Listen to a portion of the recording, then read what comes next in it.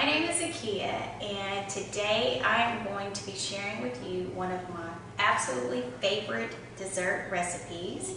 It's called the cream cheese pound cake, and this is something that has been a recipe that is always being requested by my family, my friends, anytime I'm invited to a party. So hopefully you will feel the same way if you decide that you want to try this cream cheese recipe. But first you would start off with your butter. It's very important that you get the unsalted butter. And just let your butter just sit out for a little while just so it can be softened, so it's easy to blend when it's time to prepare to mix. Next you would need your Kraft Philadelphia cream cheese. This is a very, very important part of this recipe because this is where your moisture comes from your cake. When people eat your cake and wonder, wow, oh my goodness, when I tried that cake, it was so moist. This is the key component in your cake that will actually give you that moisture in your cake. Next, you'll need 6 large white eggs that you'll use for the cake.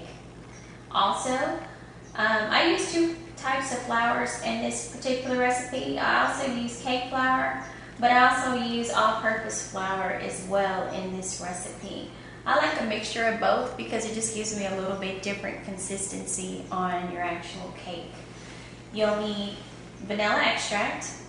You'll need a little bit of your iodized salt, and you'll need your sugar for this. And these are all the ingredients that you'll need for this cake. Now, since you know your ingredients, you know what you need to bake the cake, it's time to get started. So first thing that you want to do before you get started with baking the cake is you got to turn on the oven. You have to preheat your oven to 325. So we will set our stove to 325 so we can get started. So first of all, our first step is to combine our butter along with our cream cheese.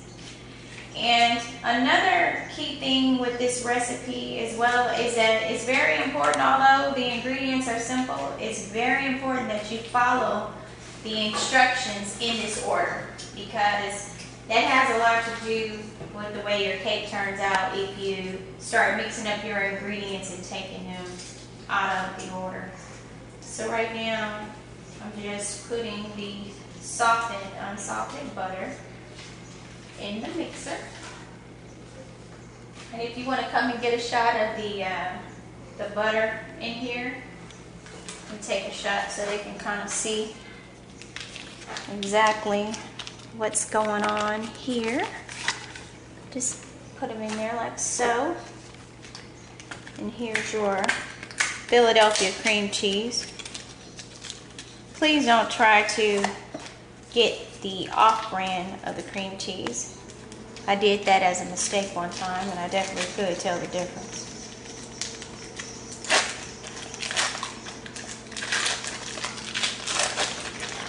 And forgive me, audience, once my blender is on, if it's a little noisy, you should still be able to hear me. So at this point, as you can hear, that's my beeper from my oven. It's telling me it's on 325, and we should be ready to go. All right. And you can just blend this on a low speed, just like so. That you'll need after your cream cheese and your butter is blended smoothly. It's now time to put in 3 cups of sugar. And one of the things that I tried with this recipe, like if you want to use it for a diabetic recipe, just like I used, just trying to make sure my measurement is right here. My cup is only 2 cups, and I actually need 3 cups for this recipe. You can substitute the all-white sugar, the regular sugar, for Splenda. And you can just follow the instructions on the back of the box to see what your substitution is for 3 cups of regular flour for this recipe. And personally, I really couldn't tell the difference as far as the taste, and the person who I made it for, they absolutely loved it. They couldn't even tell that I used Splenda as a substitute for the sugar. So that's something also to keep in mind with this recipe. There's different variations and substitutes that you can use for this. So once you add your sugar, okay, and usually at this point, I usually keep my mixer on while I'm cooking because now it's time for the eggs, okay? And this is a very key ingredient to this recipe. When it's time to add your eggs, you have to add your eggs one at a time.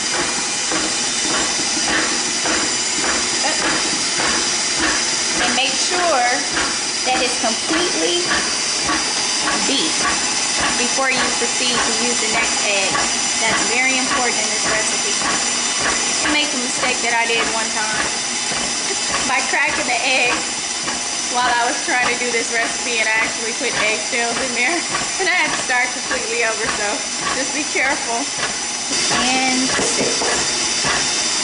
like I said, when you're using a hand mixer, this is when the cake becomes very labor intensive, when you have to use your hand to beat after every single egg. But it can still be done, and your cake will still turn out delicious. I'm just making sure it's as smooth as possible, okay? So this next step, this is actually what you do all at one time, and that's very important too. This is actually 2 cups of the cake. Oops. Okay. That's 2 cups of the cake flour. And we'll need 1 cup of the all-purpose flour. So that'll give us exactly 3 cups total for this recipe. Make sure we don't have too much. We don't want our cake to be stiff.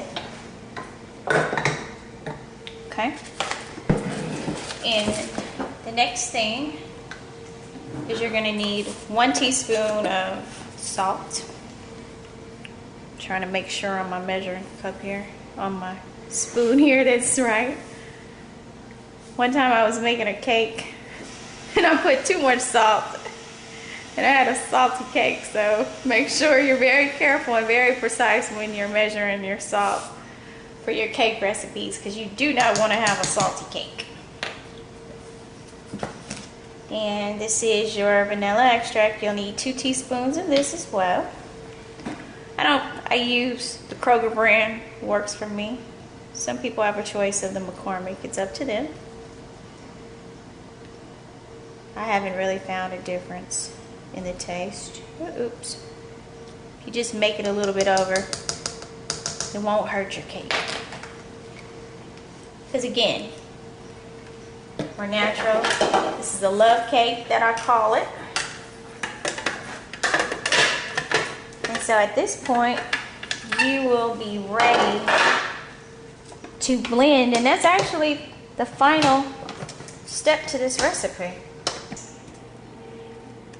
In there, it smells good.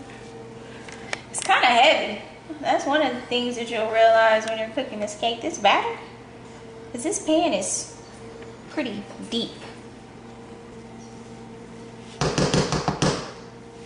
It's a little messy, as you can see, and I just kind of shake it a little bit. Make sure it's even. And it's time to put it in the oven, like I said, on 325. Always put it on your top oven rack, which is very important. We cook this cake, bake this cake, for 1 hour and 40 minutes. That's pretty much it. So, and this concludes the cream cheese pound cake with the lemon glaze icing.